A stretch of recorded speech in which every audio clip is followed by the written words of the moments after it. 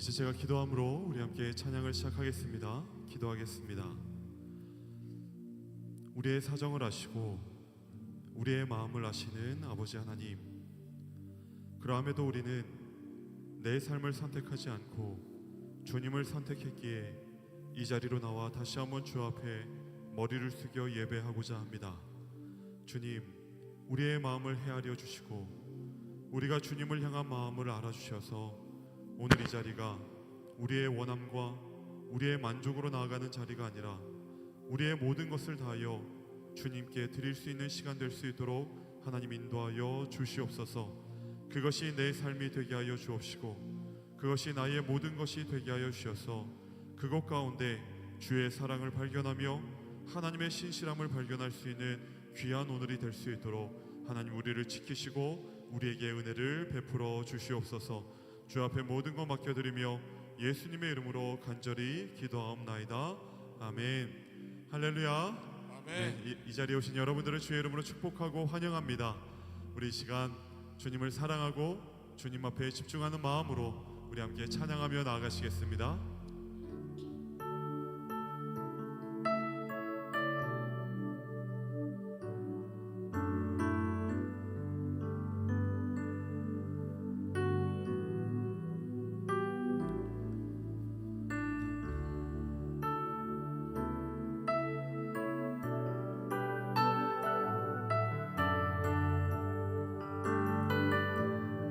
찬양하겠습니다. 나 무엇과도 주님을, 나 무엇과도 주님을 바꾸지 않으리. 다른 어떤 은혜 구하지 않으리.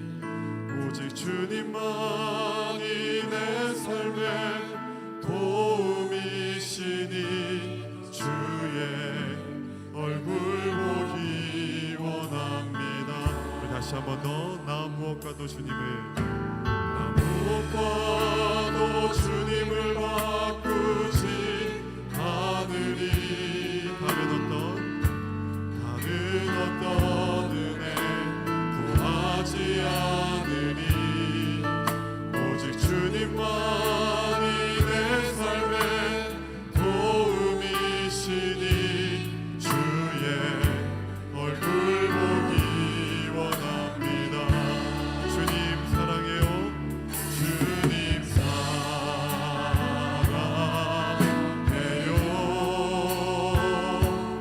온 마음과 정성 다해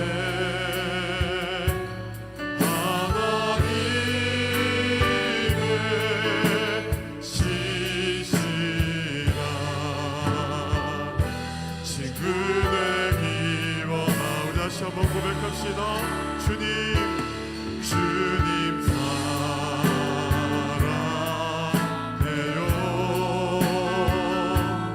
온 마음과 정성 다해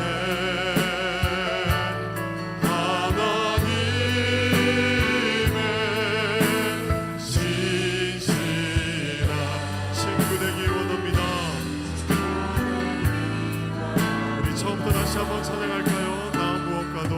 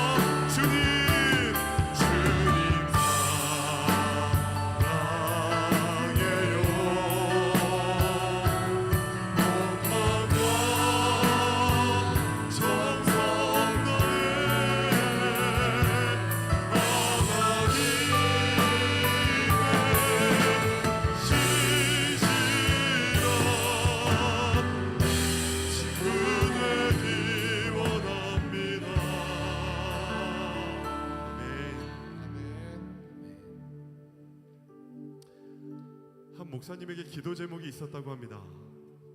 그 목사님은 태어나면서부터 걸을 수 없었던 그런 육체였습니다. 그 목사님의 평생의 기도 제목은 하나님, 나를 좀 걷게 해주십시오. 그래서 내가 남들이 하는 그 보편적인 사역조차도 감당할 수 있는 하나님의 목자가 되게 해주십시오 라고 평생을 기도했다고 합니다.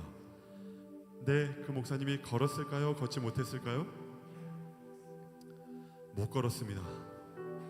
평생을 못 걸었습니다. 근데 자신은 치유받았다 얘기합니다. 그 목사님에게 어떤 목사님께서 이렇게 질문했다고 합니다. 하나님이 목사님을 치유해 주시지 않았습니까? 그 목사님이 네, 저는 치유받지 못했습니다.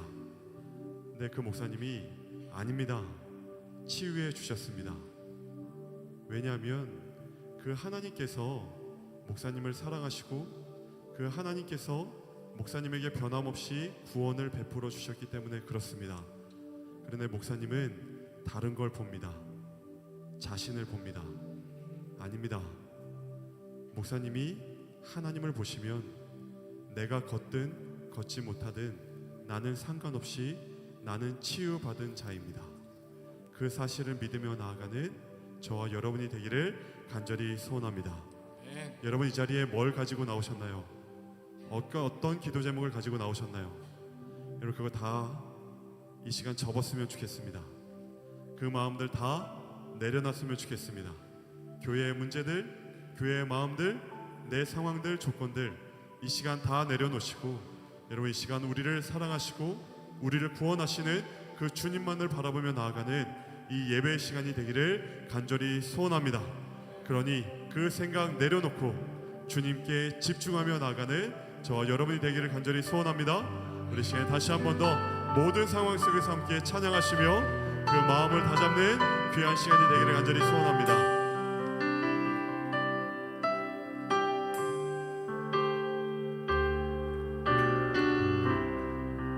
모든 상황 속에서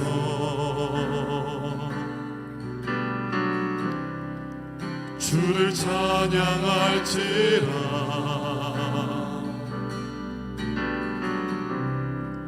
주는 너의 큰 상급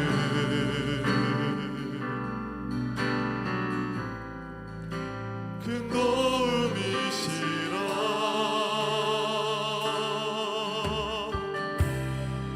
주의 얼굴 구할 때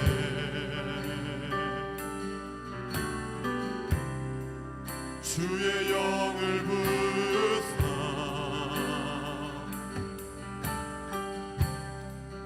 크신 사랑 안에서 주를 보게 하소서. 주를 보게 하소서. 내 영혼이 확정되고 확정되어 싸우니 믿음의 눈으로 주를 바라봅니다.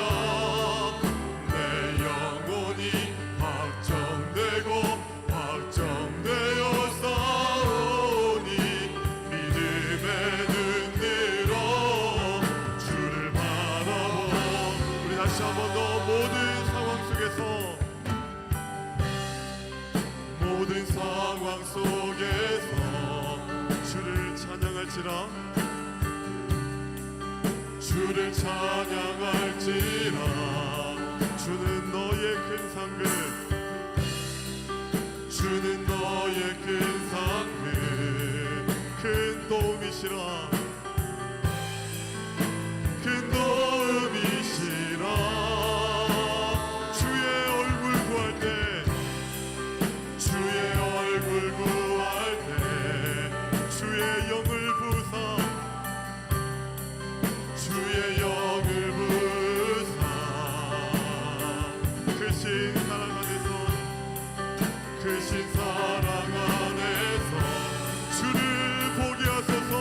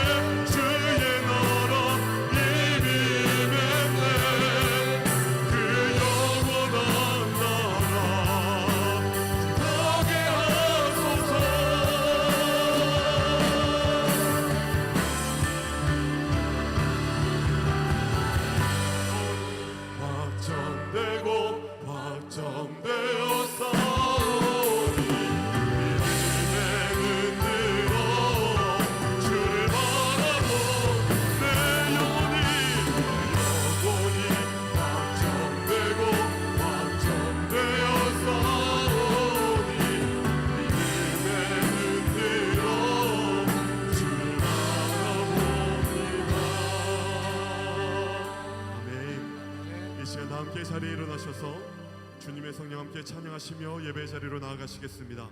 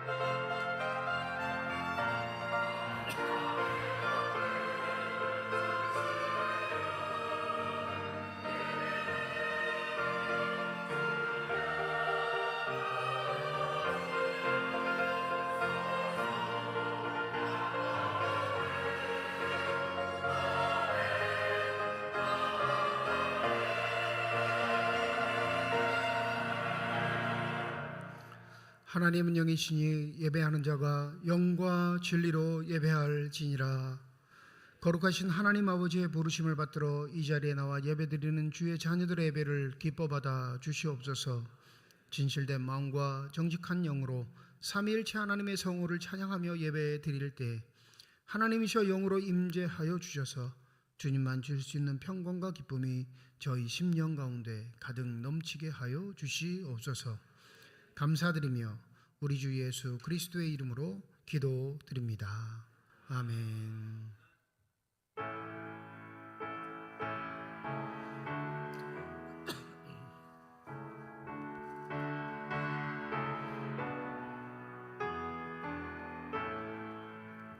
큰 영화로신 주 이곳에 오셔서 이 모인 자들로 주 백성 삼으사 그 중에 항상 계시고 그 중에 항상 계시고 큰 영광 나타내소서.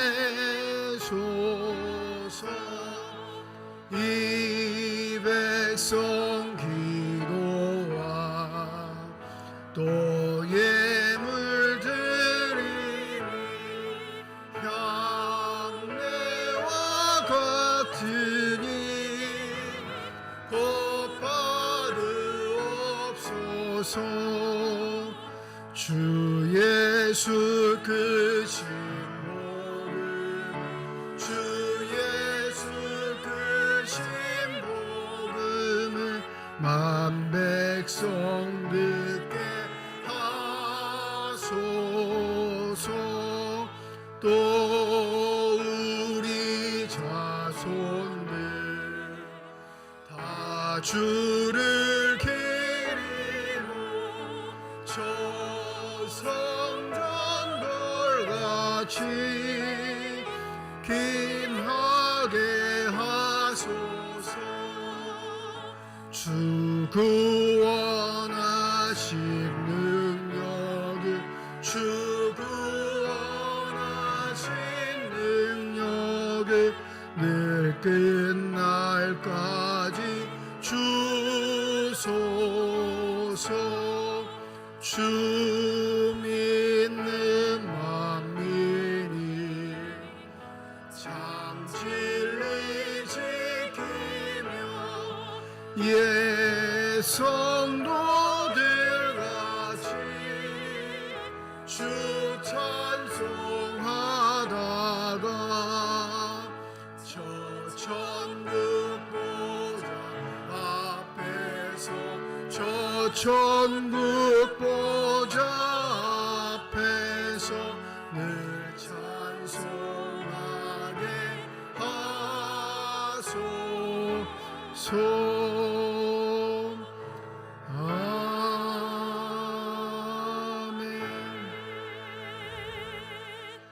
할렐루야. 그의 성소에서 하나님을 찬양하며 그의 능하신 행동을 찬양하며 나팔소리로 찬양하며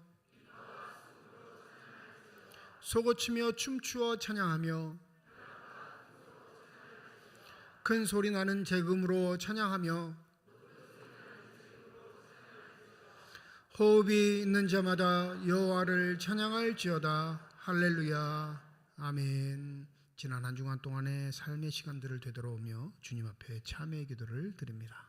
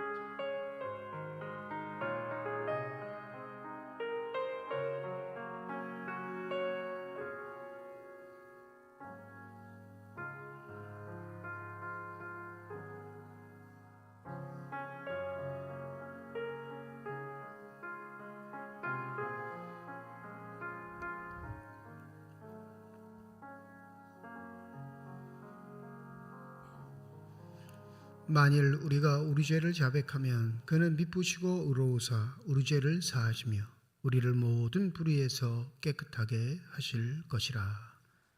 나는 전능하신 아버지 하나님 천지의 창조주를 믿습니다. 나는 그의 유일하신 아들 우리 주 예수 그리스도를 믿습니다.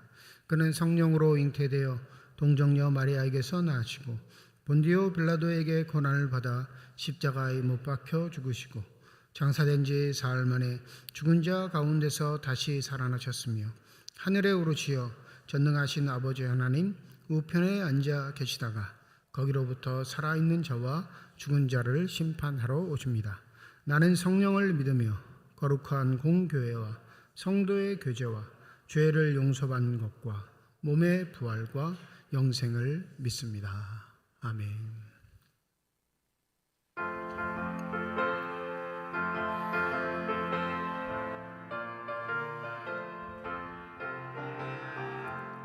목마른 내 영혼 주가 이미 허락하 그 귀한 영생수 주여 갈망합니다.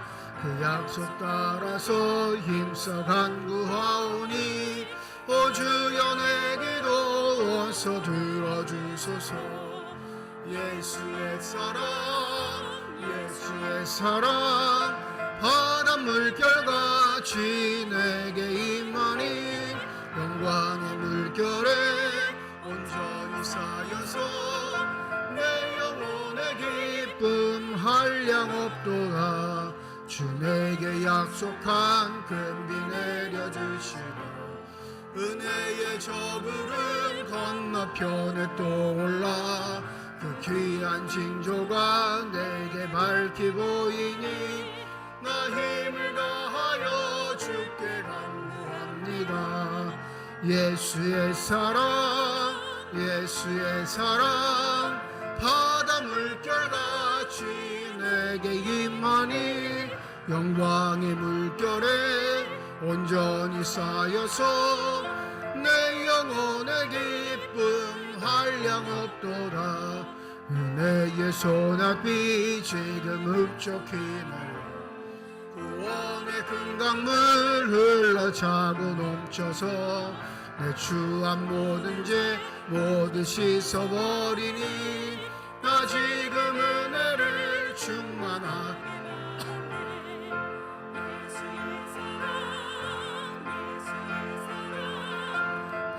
물결같이 내리만이 영광의 물결에 온전히 쌓여서 내 영혼의 기쁨 한량 없도다. 그 차고 넘치는 주의 은혜의 물결 힘차게 밀려와 내게 만족합니다. 할렐루야로 주를 찬송하오니 내 마음의 기쁨이 항상 충만하리라. 예수의 사랑 예수의 사랑 바다 물결같이 내게 임하니 영광의 물결에 온전히 쌓여서 내 영혼의 기쁨 한량 없도다.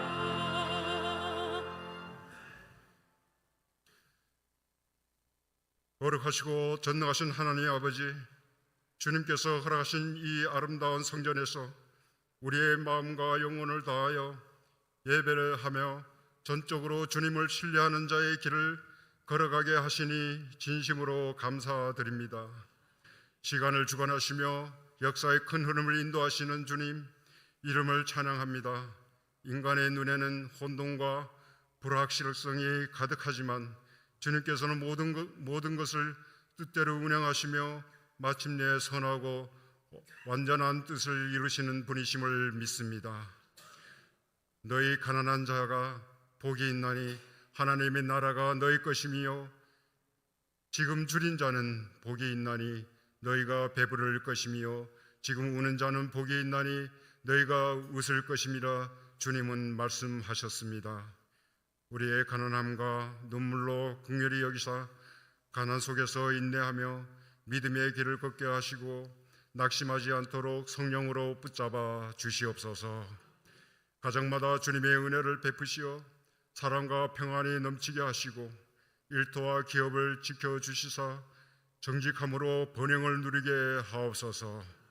병상에 있는 한우들에게 주의 손길로 허락하시어 지친 영혼들에게 평강을 주시기를 기도합니다. 주님, 이 나라 대한민국을 불쌍히 여겨 주옵소서. 정치적 혼란과 갈등이 속히 종식되게 하시고 탄핵이 인용된 이후에도 혼란이 장기화되지 않도록 주님이 공의와 정의로 다스려 주옵소서. 가을 수련회와 겨울 수련회와 성경학교를 준비하시는 목회자님과 선생님들을 성령 충만케 하시사 헌신하는 손길을 축복하여 주옵소서. 말씀을 전하시는 목사님께 성령의 능력을 더입혀 주시고 말씀을 듣는 자에게는 하늘 소망을 주실 줄 믿습니다. 시온 찬양대와 앙상블의 찬양이 주님 앞에 향기로운 고백이 되게 하시고 성도들의 헌신과 믿음의 고백으로 영광 받아 주옵소서. 하늘 소망을 허락하신 예수 그리스도의 이름으로 기도드립나이다. 아멘.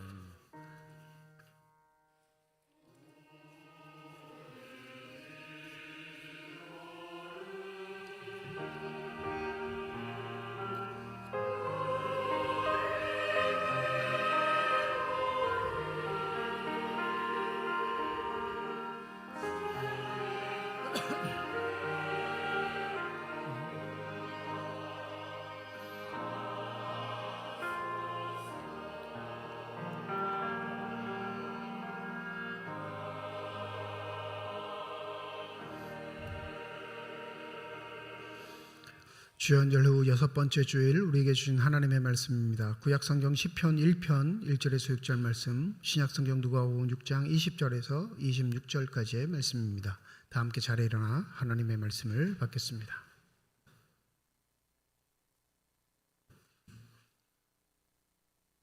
오늘 우리에게 주시는 하나님의 말씀입니다. 복 있는 사람은 악인들의 꾀를 따르지 아니하며 죄인들의 길에 서지 아니하며 오만한 자들의 자리에 앉지 아니하고 오직 여호와의 율법을 즐거워하여 그의 율법을 주야로 묵상하는도다. 그는 시냇가에 심은 나무가 철을 따라 열매를 맺으며 그 잎사귀가 마르지 아니함 같으니 그가 하는 모든 일이 다 형통하리로다. 악인들은 그렇지 아니하며 오직 바람에 나는 겨와 같도다. 그러므로 악인들은 심판을 견디지 못하며 죄인들이 의인들의 모임에 들지 못하리로다. 무릇 의인들의 길은 여호와께서 인정하시나 악인들의 길은 망하리로다. 아멘.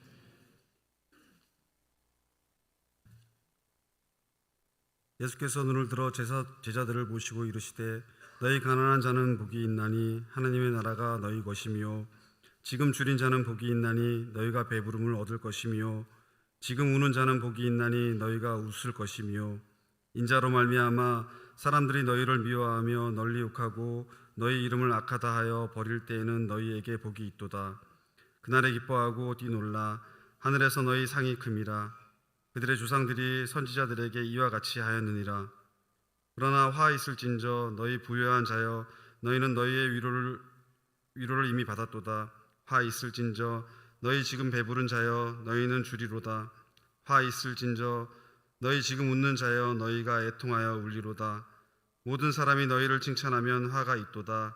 그들의 조상들이 거짓 선지자들에게 이와 같이 하였느니라. 하나님께서 이 말씀을 통하여 우리에게 은혜 주시기를 원합니다.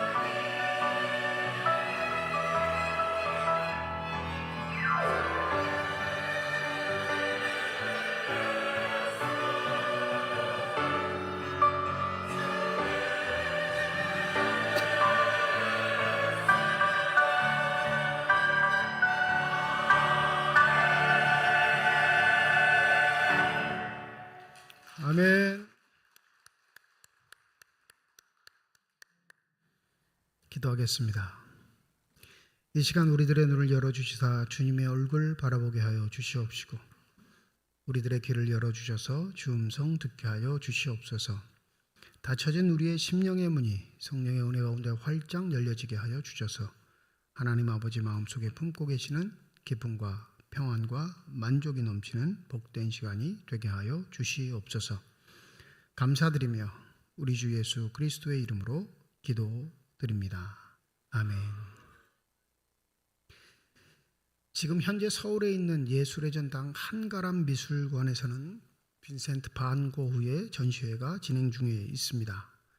이 3월 16일까지 진행되는데 24,000원이면 반 고흐의 진품 작품을 구경할 수 있습니다.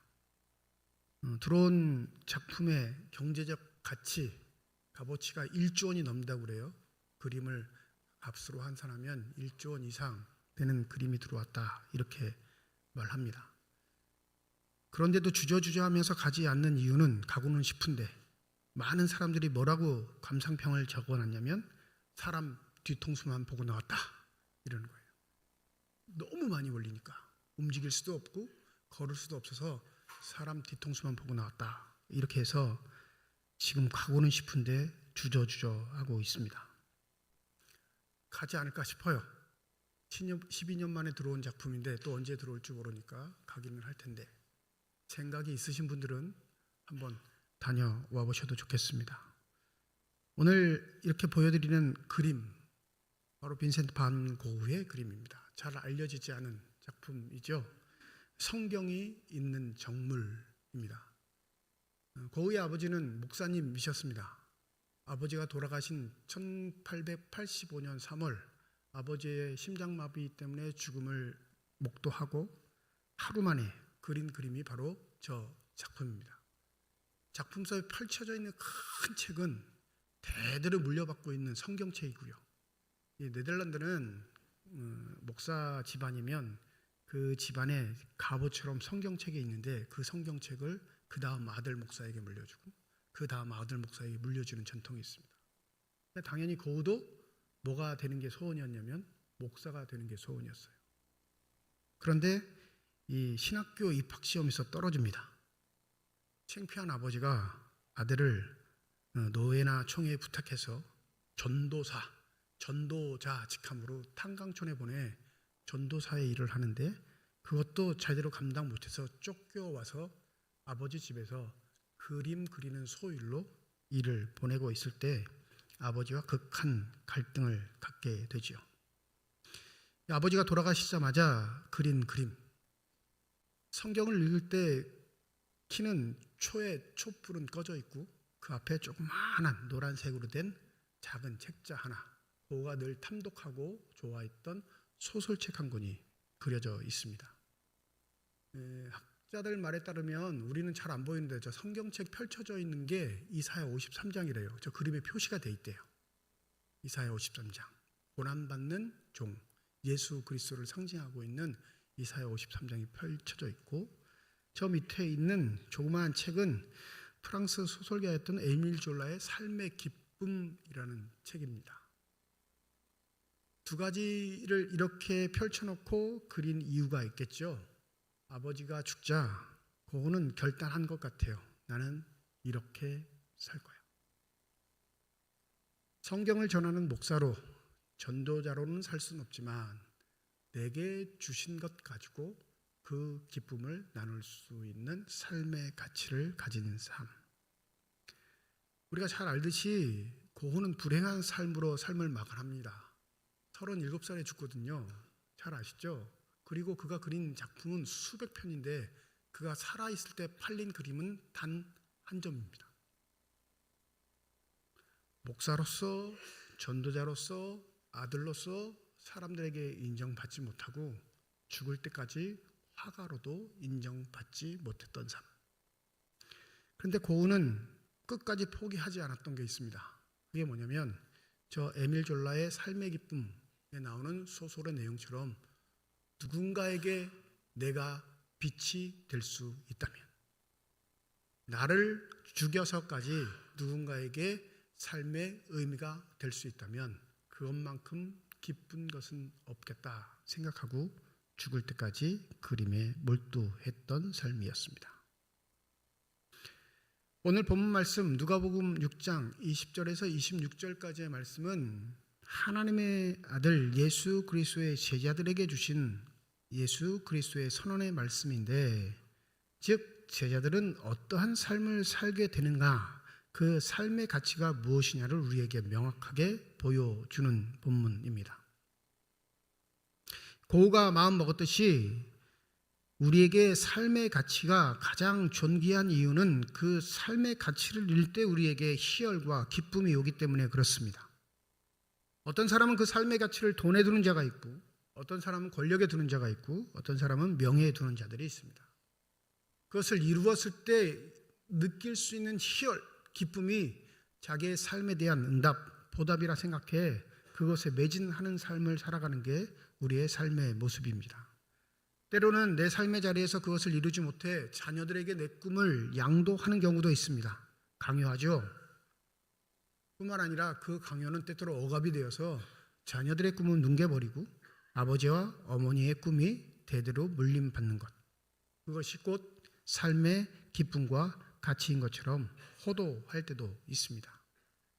놀랍게도 예수는 우리에게 기쁨을 주는 삶이 있는데, 그 기쁨은 오늘 21절에서부터 시작되는 하나님의 말씀 누가복음 6장 20절과 23절에 있는 그 말씀이 우리의 삶의 가치가 되어야 되고 목적이 되어야 된다 말합니다.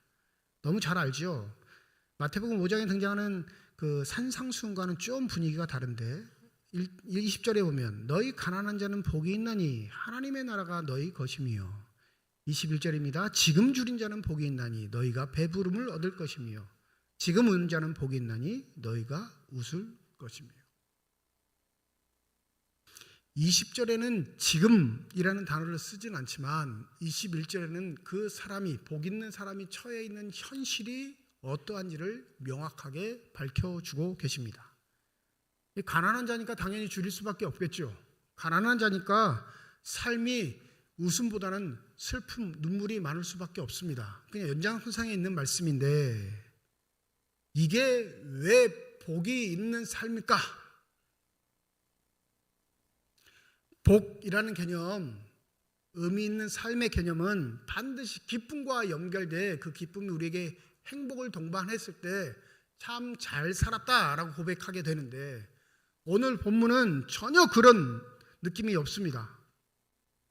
가난한 자, 줄인 자, 우는 자, 과거의 한 시점이 아니라 현재 진행형으로 지금도 역시 그 상태에 머물고 있는 자가 복이 있다 말씀하시니, 이건 우리의 마음을 더 답답하게 할 뿐입니다.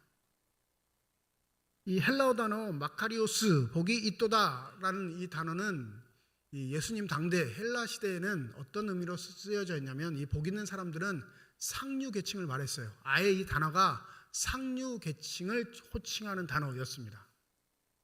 삶에 부족한 것이 전혀 없는 사람들, 권세도 있고 명예도 있고 재물도 있고 자녀들도 많아서 그 삶에 지니고 있는 모든 것들을 순탄하게 다 세습할 수 있는 사람들을 가리켜 복 있는 자라는 말을 썼습니다. 그럼 복 없는 자는 누굴까요? 예수님이 살아가시던 헬라 시대에 복 없는 자는요, 종이나 노예를 말했어요. 물려줄 수 있는 유일한 건 노예가 되는 것, 종밖에 되지 못하는 것. 이 복 있는 자를 시중 들어 자신의 삶의 의미와 가치를 찾는 게 아니라 그게 최선인 삶, 그렇게 섬겨야 먹고 살 수 있는 사람들이 대부분 노예와 종이었습니다. 그러니까 고전 헬라어에서 이 마카리오스라는, 복이 있도다, 복 있는 사람이라는 건 이렇게 계층을 나누는 단어로 사용됐습니다. 구약에도 등장하죠. 오늘 시편에 복 있는 사람은 하고 등장할 때, 그 복 있는 사람은 어떤 사람이에요? 그 시편 1편에는 배부른 자, 웃는 자, 뭐 이런 개념이 없죠. 정확하게 시편 1편에 등장하는 하나님 앞에 복 있는 사람은 어떤 사람이냐면, 말씀으로 인해 그 말씀이 삶의 가치가 되는 사람들. 이해하십니까? 그 삶의 가치가 말씀인 건 말씀을 그냥 잊고 만다는 거예요? 말씀을 지키고 행동한다는 거예요? 지키고 행동한다는 거예요. 구약 전통 전승에 있어 복 있는 사람은 율법과 뗄래야 뗄 수 없는 관계가 있는 사람인데, 그 관계는 그 율법을 잊고 묵상하는 정도가 아니라 그 말씀을 통해 열매 맺는 삶으로 그 말씀이 드러나는 자가 복이 있다 선언됐습니다. 그럼 한번 생각해 보시죠. 이 말씀이 삶의 자리에서 열매 맺으려면 내 열심과 노력이 있어야 할까요? 없어야 할까요? 네? 다시 한번요. 내가 말씀을 열심히 묵상해요. 이것만으로 복 있는 자가 될까요? 이 묵상한 말씀을 실천해야 복 있는 자가 될까요? 구약 지혜의 전승은 그걸 강조해요. 그러니까 세상은 복 있는 자가 상류 계층의 사람으로 한정되어 있는데, 성경 구약에서 복 있는 자는 하나님의 말씀을 묵상하고 그 말씀을 실천하여 삶의 자리에서 그 말씀의 열매를 맺게 되는 자를 복 있는 자라 말합니다. 여기엔 반드시 내 열심과 노력, 열정이 동반됩니다. 그러면 이 시편 1편의 복 있는 자는 게으른 자일까요? 부지런한 자일까요? 부지런한 자예요.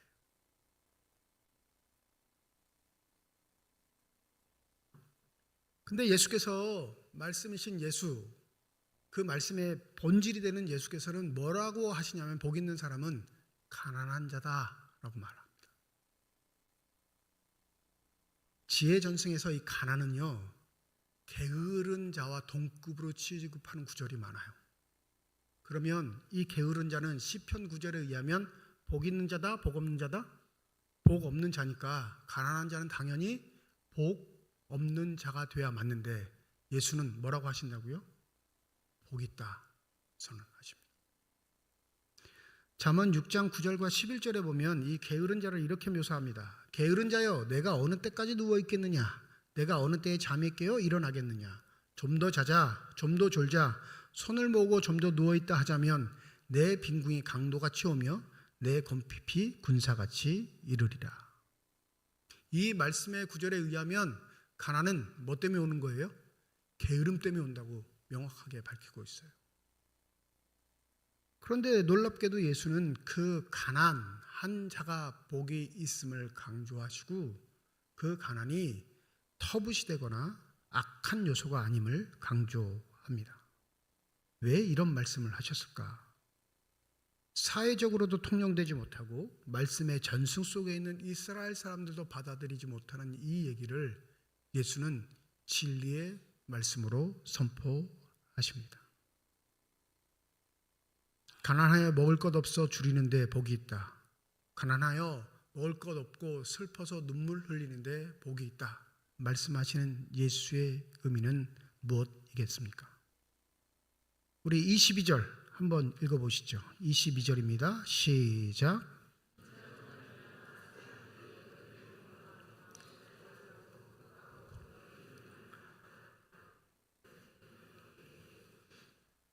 이 네 번째 복이 등장하는데, 그 총체적인 주어는 뭐냐면 인자 때문에, 예수 때문에 받게 되는 수많은 아픔과 고통과 멸시와 질시, 심지어는 예수로 말미암아 사는데 악인으로 평판받게 되는 삶의 현실.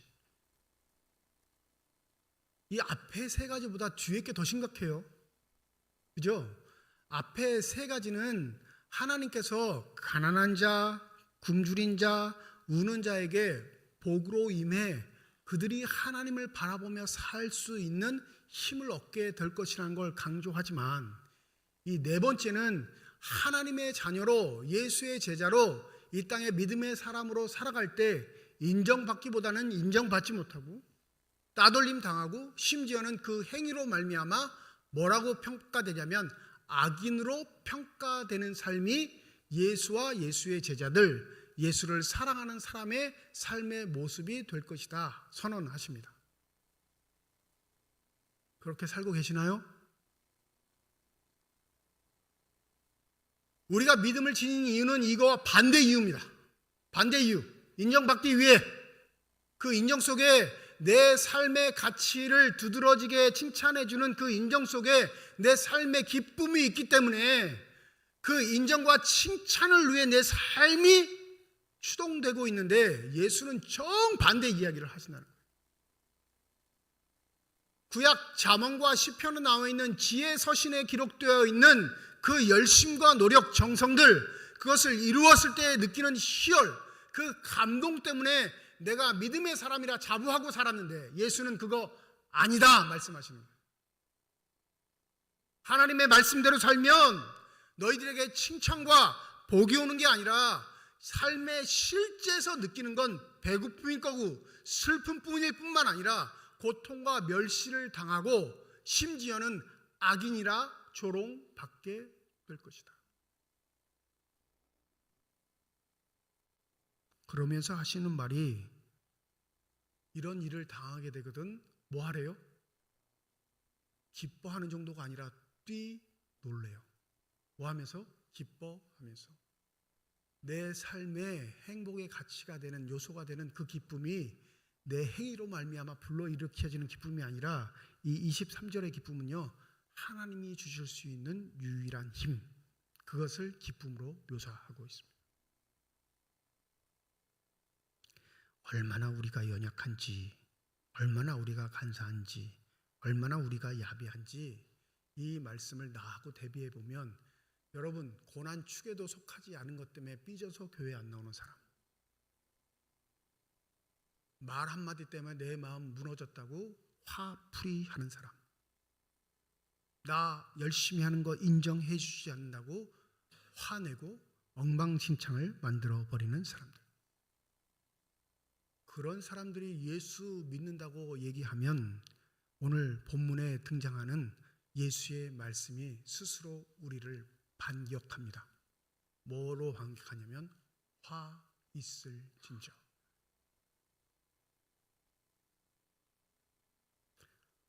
화 있는 사람, 화를 받게 되는 사람, 좀 심각하게 이야기하면 하나님의 심판을 받게 되는 사람의 핵심이 뭔지 아세요?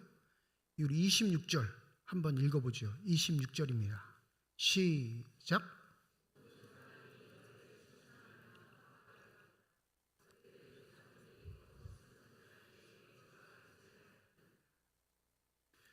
거짓 선지자들의 특징, 구약 전통에 있는 거짓 선지자들의 특징이 뭐냐면 사람들의 비위를 맞춰요. 그리고 사람들이 듣고 싶어하는 얘기를 합니다. 참 선지자의 특징, 구약 전통에 있는 참 선지자의 특징은 누구의 이야기만 해요? 하나님이 그 입에 담아 주신 말씀. 그 말씀을 내뱉어 자기가 죽을지언정 그 말씀만 내뱉는 게 참 선지자의 노릇인데, 대부분의 선지자들은 거짓 선지자의 노릇을 할 수밖에 없었습니다. 왜요? 그러지 않으면 칭찬 듣고 명성을 얻지 못하기 때문에, 다른 말로 하면 내 삶의 자리가 위태해지기 때문에 그렇습니다. 여태껏 지켜왔던 부요의 자리, 여태껏 유지해왔던 배부른 자리, 여태껏 그것 때문에 웃고 기뻐했던 삶의 자리가 곧이곧대로의 하나님의 말씀을 증거하게 될 때는 처참한 삶의 형국이 되는 걸 뻔히 알기 때문에 그는 사람들의 비위를 맞추며 살아가는 존재가 되는 거죠. 뿐만 아니라 적당한 핑계도 있습니다. 나만 그런 거 아니야. 대부분 다 그러고 살아. 더불어 그렇게 사는 걸 사람들이 더 좋아해.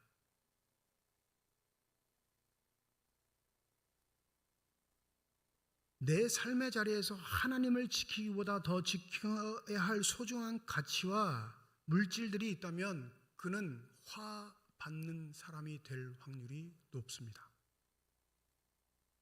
앞에 복 있는 자들은 하나님 외에는 소망이 없는 자들이에요. 가난하고 배고프고 지금 현실이 눈물뿐인 건 그들이 유일하게 의지할 수 있는 마지막 종착점 하나님밖에 없음을 상징합니다. 그런데 놀랍게 그게 나의 삶을 더욱더 처참하게 비참하게 괴롭게 만들어야 하는데 그들에게 임한 하나님의 은혜, 하나님의 나라가 그들의 심령을 새롭게 하고 기쁘게 합니다. 가난을 벗어나기 위해 노력하는 것 아니고 굶주림을 모면하기 위해 믿음을 가진 것도 아니며 슬픔을 극복할 기쁨을 내 스스로 만들기 위해 열정과 노력을 갖고 사는 것 아닌데 은혜로 임하신 그 하나님의 축복이 그들을 예수의 길로 이끄시고 그 예수의 길 속에 참다운 기쁨이 있음을 맛보게 되는 놀라운 천국의 삶을 살아가는 삶. 그러니 손에 쥐인 건 없습니다. 보여줄 것도 없고요. 자랑할 것도 없어요. 왜요? 하나님이 보여야 자랑하죠. 하나님을 나타내 보여줄 수 있을 때 자랑할 텐데 그가 삶에서 자랑할 수 있는 건 아무도 없지만 그의 심령은 하나님이 부어주신 기쁨으로 날마다 충만합니다. 이게 복 있는 사람이에요. 이건 자본주의 시대를 살아가는 우리에게 전혀 선호되지도 않고 거부되고 늘 언제나 막막한 삶 그 자체일 뿐인데 예수는 바로 거기에 하나님의 놀라운 기쁨과 축복이 있다 말합니다. 우리는 뭐예요? 손에 쥐어져야, 저 옆에 집 사람이 산 것도 내가 좀 있어야, 내 자녀들도 남부럽지 않게 살 수 있는 삶의 터전들을 갖추어야, 뿐만 아니라 그것들을 지원하기 위해 내가 가지고 있는 모든 것들을 동원할 때 그것이 사라지지 않고 충분히 전달돼야 복 있는 삶이라 생각합니다. 이미 하나님 의지하지 않아도 내 노후는 다 준비되어 있다 생각하는 그런 당당한 삶이 멋진 삶이라 생각하는데 성경은 그를 화 있을진저 말합니다. 지금 내가 슬프고 외롭다면 그 슬픔과 외로움을 극복하기 위한 즐거움을 위해 내 삶의 시간과 재정들을 투여하는 것, 내가 필요해서 그 필요를 충족하기 위해 열심히 일하며 살아가는 것, 지금 현재가 중요하기에 현재의 가치에 기쁨과 웃음을 찾기 위해 열심히 달려가는 것, 뿐만 아니라 내 명예와 평판들을 위해 수없이 많은 사람들의 칭찬을 받기 위해 내 삶의 시간들에게 소요하는 노력들을 하는 것. 여러분, 이건 나쁜 삶이라 할 수 없는데 예수는 우리에게 뭐라고 하시냐면 화 있을진저 말합니다. 이미 너희들의 가치를 스스로 드러낼 수 있는 힘이 있기에 너희들에게 하나님은 필요 없는, 하나님은 전혀 가치 없는 존재로 인정받게 된다면 기억하라, 너희들은 심각한 심판을 받게 될 것이다.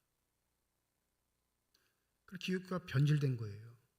복음이 변질됐습니다.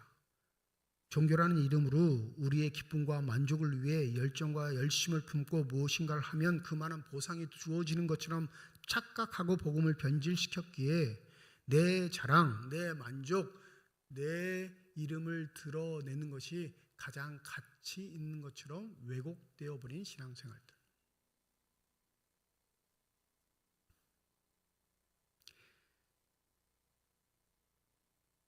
전도 행사를 안 하는 신학적인 이유가 있어요. 여러분, 귀찮아서 안 하는 거 아니에요. 여러분, 전도 행사하면 제가 귀찮을까요? 여러분이 귀찮을까요? 아니, 솔직히 말해보자고요. 총동원주의 행사하면 제가 귀찮아요? 여러분이 귀찮아요? 목사는 말만 하면 되죠. 말만 하면 돼요. 네? 제일 부담스러운 건 누굴까요? 장로, 권사, 안수집사예요. 총동원주의를 하면. 우리 한국교회 총동원주일은 이미 행사로서 아주 혁혁한 제품들이 존재합니다. 네, 성공한 제품들. 네, 많이 해봤어요. 부목사 때 여러분 이스라엘 여행권 걸고도 해봤어요. 그 교회에서는 이스라엘 여행 가는데 그때 당시에 돈이 1인당 300만 원이었어요. 부부 다 보내준다고. 전도 왕 되면 600만 원 교회에서 투자해가지고 네, 시상해서 이스라엘 보내준다고. 성공했을까요? 성공 못했을까요? 네. 돈 아까우니까 나중에 살짝 바꾸더라고요. 10명 이상 이렇게. 여러분, 기독교는 가꾸어서 멋지게 해서 그럴듯하게 보이게 해서 상품으로 꾸며 사람들에게 제시하는 그런 상품 가치의 요소를 지니지 않았어요. 기독교는, 특별히 예수는 대부분의 사람들이 싫어할 수밖에 없는 요소를 내포합니다. 그 이유를 한번 들어볼까요? 고린도전서 1장 22절과 24절에 보면 바울은 이렇게 선언합니다. 유대인은 표적을 구하고 헬라인은 지혜를 찾으나 우리는 십자가에 못 박힌 그리스도를 전하니 유대인에게는 꺼리끼는 것이요 이방인에게는 미련한 것이로되 오직 부르심을 받는 자들에게는 유대인이나 헬라인이나 그리스도는 하나님의 능력이요 하나님의 지혜니라. 바울이 어떤 예수를 증거한대요? 23절 우리는 십자가에 못 박힌 그리스도를 전한다.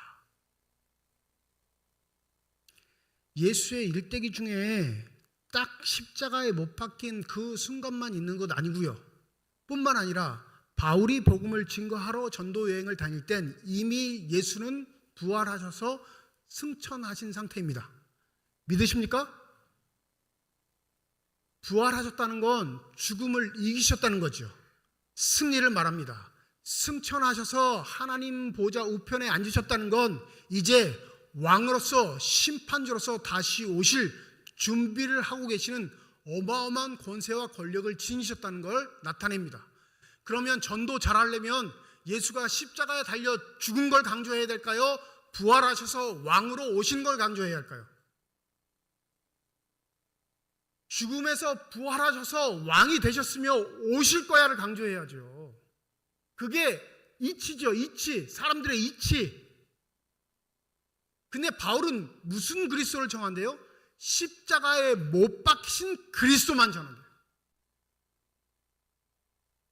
헬라인과 유대인을 나누는 건 두 민족 분류가 아니에요. 세계 전체를 딱 두 분류로 나누는 거예요.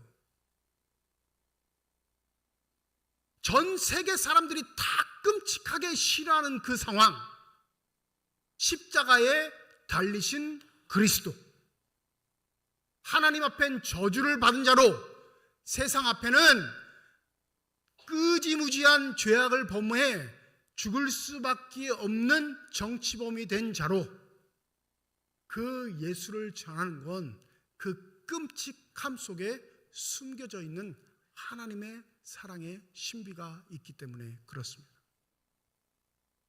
우리는 전도할 때 십자가 예수를 전하지 않아요. 비참한 예수를 전하지 않습니다. 실패한 예수를 전하지 않습니다. 성공한 예수를 전하죠. 신학적으로 하면 부활의 예수만 전하는 거예요. 근데 성경적으로 바울은 십자가에 달리신 예수만을 증거했습니다. 그러니까 복음은 인기가 없는 거예요. 복음이 인기가 없으면 교회가 인기가 있을까요? 없을까요? 없죠. 우리가 가지고 있는 얼마 되지도 않는 것 자랑하면서 내가 가지고 있는 체험 그거 얼마 되지도 않으면서 병 하나님께 기도해서 나은 것 가지고 그게 복음의 전부인 것처럼 부풀려서 증거하는 것 아무런 의미 없습니다. 그러하기에 복음은 우리의 열심과 열정으로 이루어낼 수 있는 게 아니라 그 신비한 하나님의 손길로만 가능한 것임은 바울은 우리에게 강조하고 있습니다.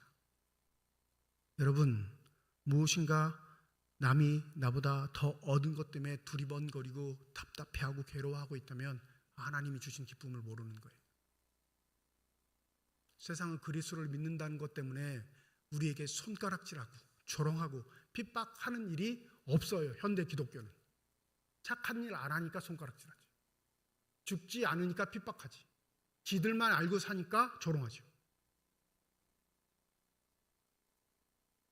도덕적으로 모범적으로만 기독교인들이 살면 교회는 이 세상의 빛이 됩니다. 사회가 혼란스러울 때 교회가 진리의 빛을 가지고 갈 방향을 우리의 삶으로 제시하면, 말로 말고요, 삶으로 내 행동과 태도로 제시하면 복음 증거하지 않아도 교회는 사회적으로 명성을 얻는 곳이 됩니다. 지금 한국교회가 비난받는 건 도덕적 가치 그 수준 이하로 살아가기 때문에 질시를 받는 거예요. 평범한 수준의 이성을 가지면 할 수 없는 일을 교회가 하기 때문에 비난받는 거지, 복음 때문에 비난받는 일은 대한민국엔 없습니다. 그러면 나는 예수의 제자로 어떻게 하면 비난받고 조롱받고 따돌림 당하고 악인이나 인정받고 살 수 있을까? 하나님의 은혜 가운데 임하는 그 기쁨만이 내 삶의 고귀한 가치를 가지고 살아갈 때 그 삶은 하나님이 인정하시는 삶이 될 줄 믿습니다. 여러분 이미 충분히 가졌어요. 아멘 안 하시네요? 이미 충분히 가지셨다니까요. 아멘 되지 않으면 내 기도의 제목이 더 갖기 위한 것으로 몰두되어 있기 때문에 그렇습니다. 왜 충분히 가졌냐 말씀드리자면 하나님의 나라가 나에게 임했기 때문입니다. 하나님의 통치가 나와 함께 하기 때문입니다. 그 하나님의 통치는 우리의 손으로 헤아려 자랑하거나 보여줄 수 있고 의시될 수 있는 게 아니라 우리 심령 가운데 멈추지 않는 기쁨으로 내가 여전히 하나님의 자녀임을 증거하고 있습니다. 그러니 여러분 없어질 것, 지키지 못할 것, 잠시 잠깐의 것에 내 힘을 다 소모해 그것이 날 지키는 것처럼 착각하지 마시기 바랍니다. 자녀들한테 물려줄 거 너무 걱정하지 마세요. 네? 그게 여러분의 삶의 숙제가 아닙니다.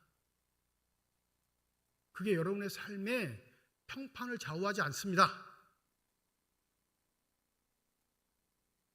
서울에 있을 때 신방을 간 적이 있어요. 그때 부목사였죠. 왜냐면 담임 목사님 모시고 하는데 신방 받는 권사님이 자랑을 하고 싶어서 얼굴에 그게 쓰여 있어요. 자랑하고 싶은 막. 근데 그 신방이 무슨 신방이냐면 아들 이사 신방이에요. 아들 이사 신방. 아들 교회에 나오는 조건으로 손가락 걸고 야 교회 꼭 나와 약속 걸고 손가락 걸고 사준 집.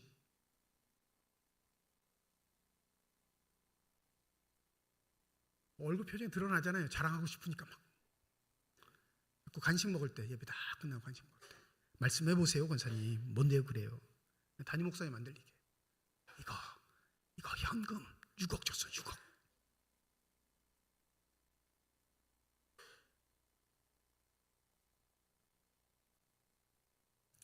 애 교회 나오라고 헌금 6억 주고 집 샀대요. 집 사준 거예요. 나올까요? 안 나올까요? 네? 나올까요? 안 나올까요? 나왔으면 얘기 안 하죠. 우리가 가지고 있는 믿음이 고작 이렇다면 하나님 대성통곡하십니다. 하나님의 은혜가 있어야 할 자리에 우리의 능력과 힘으로 채워 하나님이 사라지신다면 인간의 그 어떠한 방법으로도 하나님의 은혜를 찾아올 수 있는 일은 없습니다. 여러분 이미 가지고 있습니다. 이미 너무 많아요. 더 중요한 건 우리의 삶의 자리에 무엇인가 버릴 수 있는 훈련들이 반드시 동반되어야 한다는 겁니다. 신앙 수십 년, 몇 대째를 하면서 계속 쌓아두고 모아두고 축적하기만 한다면 그는 예수의 길을 한 번도 걸은 적이 없는 자들입니다. 가난한 자로, 배고픈 자로, 슬픈 자로 살아도 하나님의 은혜의 기쁨만 누릴 수 있다면 그것이 나의 삶의 가장 고상한 가치가 되고 그것으로 인해 내 삶이 풍성해진다는 고백이 있는 복된 삶이 되시기를 소원합니다. 복음은 꾸밈이 아닙니다. 예수의 길은 꽃길이 아니.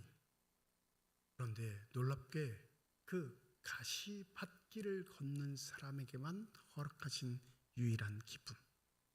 그것을 누리면 결코 다시 우리 손을 헤아리는 일들은 사라지게 된다는 사실 기억하시고 예수로 말미암아 사는 기쁨을 누리실 수 있는 저와 여러분이 되시길 주님의 이름으로 축원드립니다.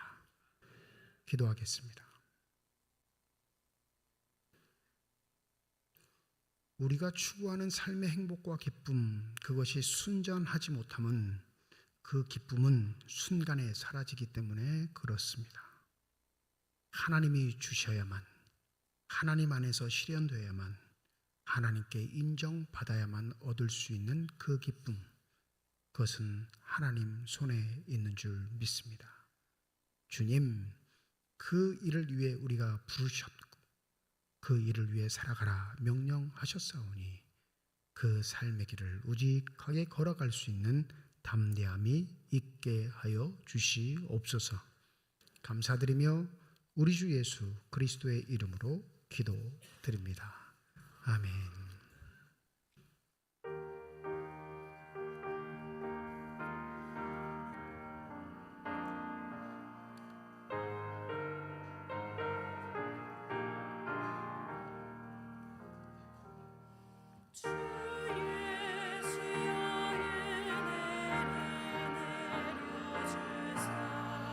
보충 많게 하옵소서.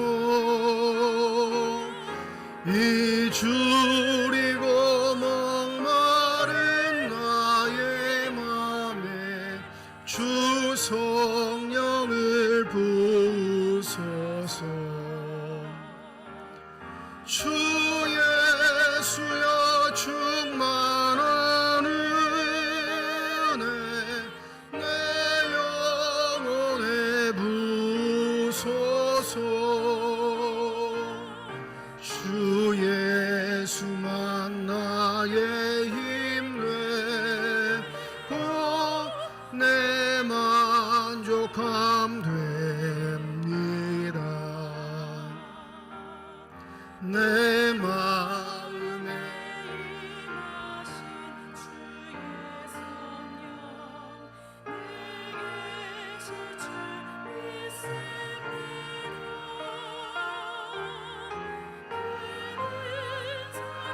나에게 부어주사 주 섬기게 하옵소서. 주 예수여 충만한 은혜 내 영혼에 부으소서. 주 예수만 나의 힘 되고 내 만족함 됩니다. 오석철 장로님 가정에서, 윤재면 장로님 가정에서, 김명자 권사님 가정에서, 김정여 권사님 가정에서, 김석겸 집사님 가정에서, 서수연 집사님 가정에서, 조수동 집사님 가정에서 무명으로 건축 헌금 드리셨습니다. 하나님 아버지 은혜와 사랑을 진심으로 감사드립니다. 거룩한 주일 주의 전에 나오게 하시고 나올 때 빈손으로 나오지 아니하고 주 앞에 드릴 수 있는 예물 있게 하심을 감사드립니다. 이 예물 쓰여지는 곳 하나님의 사랑이 널리 증거되게 하여 주시옵시고 하나님의 이름으로 심겨져 하나님께서 원하시고 뜻하시는 열매만이 가득 맺혀질 수 있는 거룩한 예물 되게 하여 주시옵소서. 예물 드리며 기도의 제목을 담아 드리는 손길과 과정 주님께서 하십니다. 우리의 기도에 응답하시는 하나님, 우리와 함께 하시겠다 약속하신 하나님, 그 약속의 말씀을 믿고 살아가는 우리 삶의 자리에 믿음의 담대함을 더하여 주시옵소서. 때때로 우리의 삶에 찾아오는 여러 가지 사건과 사고들 때문에 우리의 믿음이 흔들릴 그때라도 성령 하나님 우리를 지키시고 보호하여 주셔서 우리의 시선이 오로지 주님만을 향할 수 있는 신실함을 유지하게 하여 주시옵소서. 손에 있는 것을 헤아리는 믿음이 아니라 보이지 않는 하나님을 신뢰할 수 있는 믿음 있게 하여 주셔서 하나님만이 주실 수 있는 기쁨과 만족을 누리며 살아갈 수 있는 참다운 주님의 제자들이 다 되게 하여 주시옵소서. 시온 앙상물과 시온 찬양대를 비롯한 예배위원들, 교회 학교 교사를 비롯한 모든 재직회 부서들을 축복하여 주셔서 주의 몸된 교회를 위해 수고하고 애쓰는 자들이 받는 성령 충만함의 복을 허락하여 주시사 한결같게 하시고 겸손하게 하시고 늘 모든 일을 주께 하듯 할 수 있는 주님의 기쁨과 자랑이 되는 삶이 되게 하여 주시옵소서. 병상에 누워있는 환우들, 또 그 환우들 돌보는 가족들을 주님 아십니다. 그 생명의 손길, 치유의 손길로 환부에 안수하여 주실 때 저들의 질병과 고통과 아픔이 치유되게 하여 주시옵시고 영육간의 강건함 얻어 더욱더 주를 신뢰하며 살아갈 수 있는 신실한 삶들이 되게 하여 주시옵소서. 이제 곧 우리의 자녀들이 새학년 새학기를 맞습니다. 지혜와 총명의 하나님, 우리의 자녀들에게 믿음의 은혜를 더하여 주시옵시고 진리의 말씀을 더하여 주시사 그 어떠한 경우에도 주님을 외면한 일 없도록 하나님을 신뢰하는 자로 아름답게 성장케 하여 주시옵소서. 지난주 있었던 청소년부 겨울 수련회를 잘 마치게 하심 감사드립니다. 이번 주에 있을 청년부, 아동부의 수련회와 성경학교에도 함께 하여 주셔서 우리의 자녀들이 하나님을 만나며 하나님의 비전을 품으며 하나님의 말씀으로 살아갈 수 있는 결단의 시간들 되게 하여 주셔서 우리 믿음의 가문들이 자자손손 하나님의 일을 잘 감당할 수 있는 아브라함과 같은 축복을 누리게 하여 주시옵소서. 감사드리며 우리 주 예수 그리스도의 이름으로 기도드립니다. 아멘.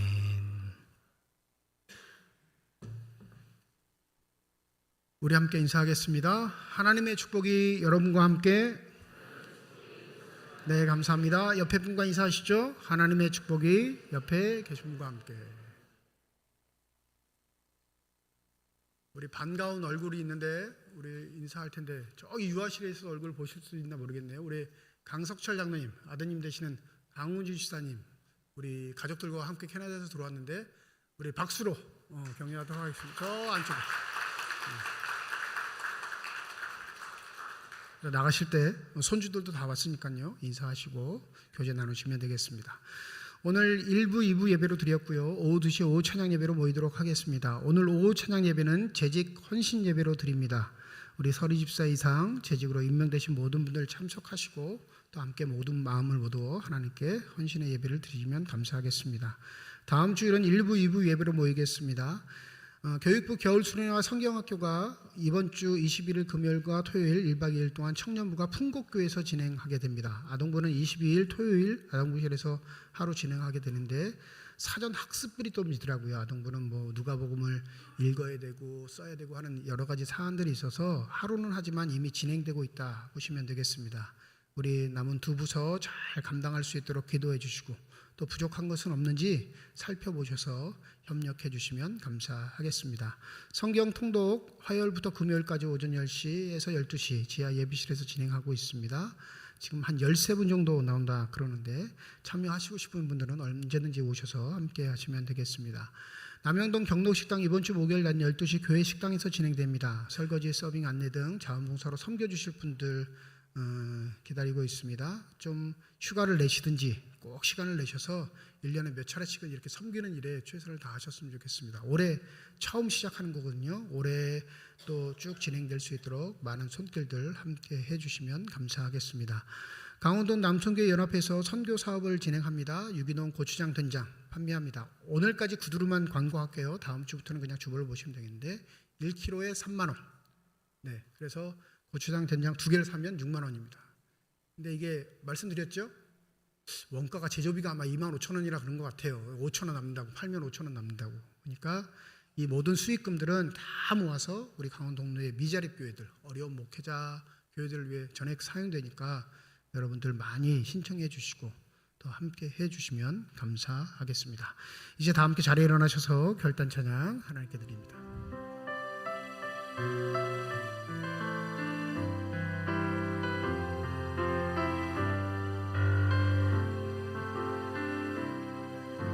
주님 다시 오실 때까지 나는 이 길을 가리라.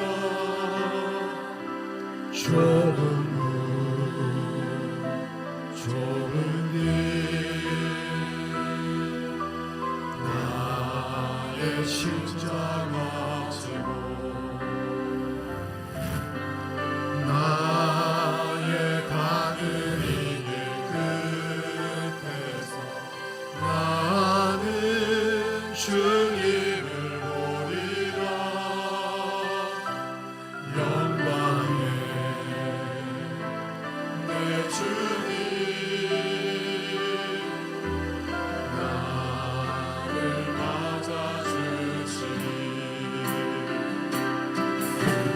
주님 다시 오실 때까지 나는 일어나 달려가리라. 주의 영광 온 땅 덮을 때 나는 일어나 노래하리. 내 사모하는 주님 온 세상 구주시라. 내 사모하는 주님 영광의 왕이시라. 내 사모하는 주님 온 세상 구주시라. 내 사모하는 주님 영광의 왕이시라. 이제는 우리 주 예수 그리스도의 은혜와 하나님의 사랑과 성령님의 교통, 내주 인도 역사 충만하심이 예수로 말미암아 그 길을 걸으며 복되게 살아가기를 소원하는 주님의 거룩한 자녀들, 이들의 가정과 일터와 앞길 위에 이제로부터 영원토록 함께 하시기를 간절히 축원하옵나이다. 아멘.